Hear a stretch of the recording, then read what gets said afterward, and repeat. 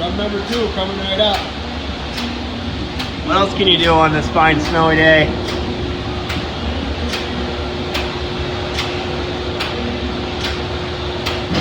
Well, here we are, 11 o'clock at night, dumping the water out for the vacuum pump. Just had it running, been running for a couple days. It's 10 below and power just went out in town. The entire town is black. Well, here we are the next morning, see what's going on here. Obviously everything's froze. Water tank's empty.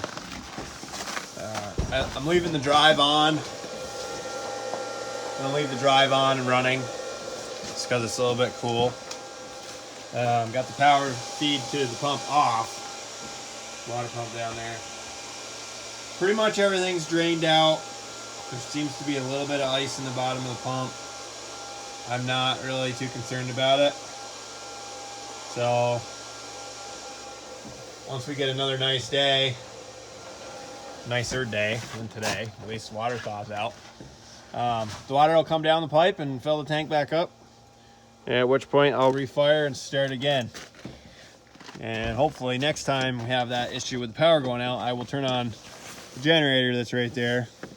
I just didn't want to do it last night because it was 12 below and really didn't need it, you know, wasn't worried about it running. So yeah, it's all a little bit of a conglomeration here, but it does seem to work well. So I'm gonna start up the snowmobile. We're gonna go up and check the water just to make sure things are kosher up there, make sure it's still running and stuff. So it'll come down this way when it thaws out. Okay, so here we are up in the woods.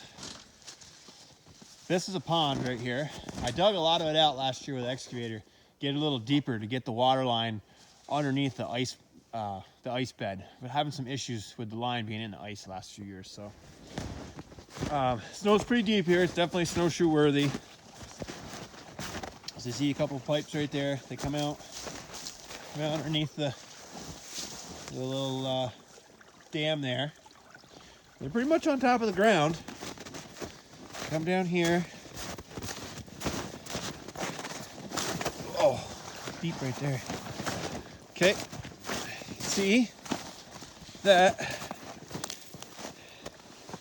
See right here, it's kind of buried in the brook.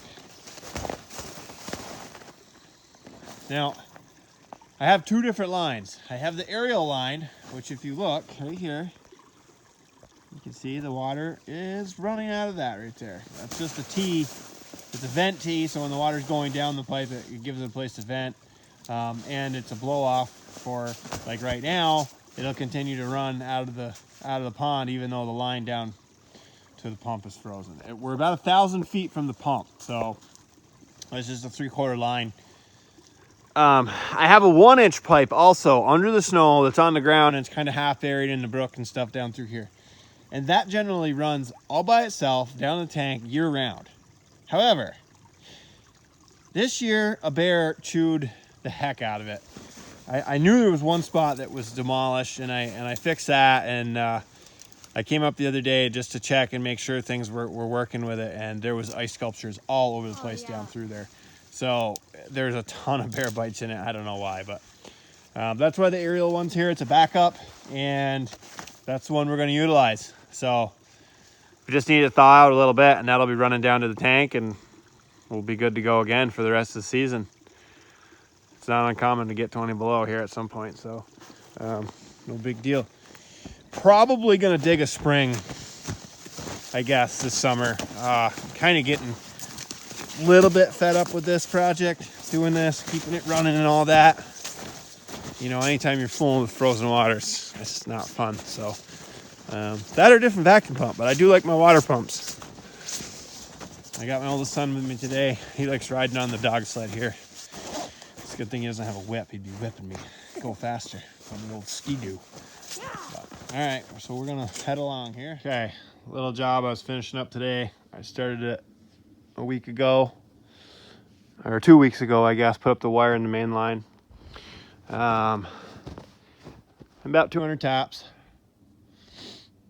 so not too bad.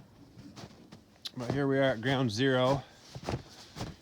So I built this for vacuum. They've never used vacuum before. They're undecided if they're going to use vacuum. Definitely not this year. They're still trying to figure it out if they want to do that or not. They did not sugar last year, so tubing's in pretty rough shape anyways because it's old. So put it in a 1-inch wet line here. Obviously it could be a little oversized for what we got going on here, but if they do high vacuum, they could get a good run here once in a while. So I got one 3/4 line that comes in to the building on its own, just comes into the sap tank here. Took that to take the window out. And we got this 1-inch line that runs up. It's about 400 feet long. And I got 2 main lines coming into that for them. So let's take a walk up here.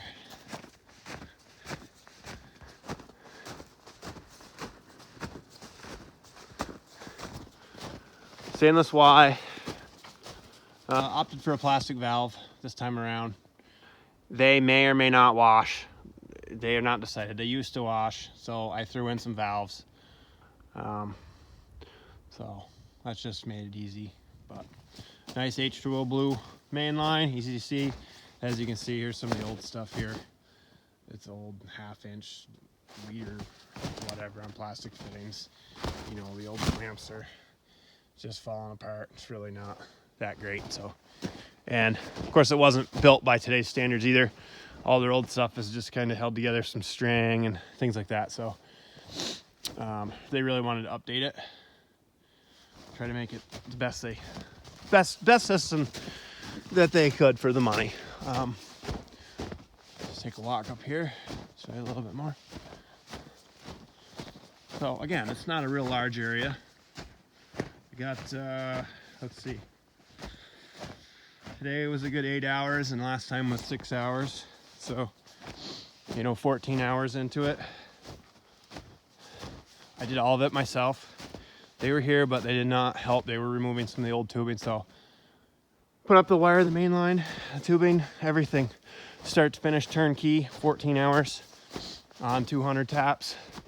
And it's up to them. I mean, they could add more drops if they wanted, but I kind of built it for as a vacuum woods, you know, no 3-tap trees. That big tree you see right in front of you, I think that had 4 on it. So I just put 2 on it. Obviously, it's the way to go. You know, tree health isn't the best ever, but the big tree is always kind of slow to heal anyways. The reason I'm panting is it's 4 o'clock in the afternoon. I've been here since 7:45. Took a short lunch, but I really wanted to get it done today because obviously I got all my own stuff to do too. Got a little over 17,000 taps in the tree. 2 vacuum pumps running. The third one was running, but as you saw in the clip with the power going out and all that, dealing with that. So still got to deal with that, but we don't need it on right now anyways. Things are frozen. So the reason I'm walking all the way up here, I'll just show you what I did here. A lot of people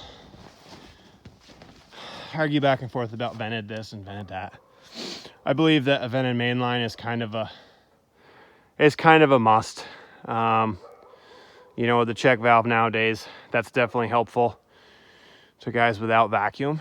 So, you know, a vented main line to help relieve some of the stuckness that happens in the system there when it's trying to run and it's not coming out well, you know, not coming out of line well. At least a vented main line takes care of that. Plus, they told me they might wash it, so threw in some valves. You know, I don't know if they're going to pressurize it from the bottom or the top. They didn't tell me how they used to wash it, so I don't know. But if they want to go from the bottom, you can just come up, shut the valve, blow it out the lines, whatever. But pretty simple. Just put a valve in with a 90, and then I do this loop. Help from getting rainwater in there or anything, you know, and if it ever backed up, you know, I'd have to back up quite a lot to get out of that loop. So, and I did that on the all 3 lines. Should work out. So hopefully the client will be happy. They didn't even come out and take a look today. I don't know, they're not around, I guess. So yeah, on to the next adventure.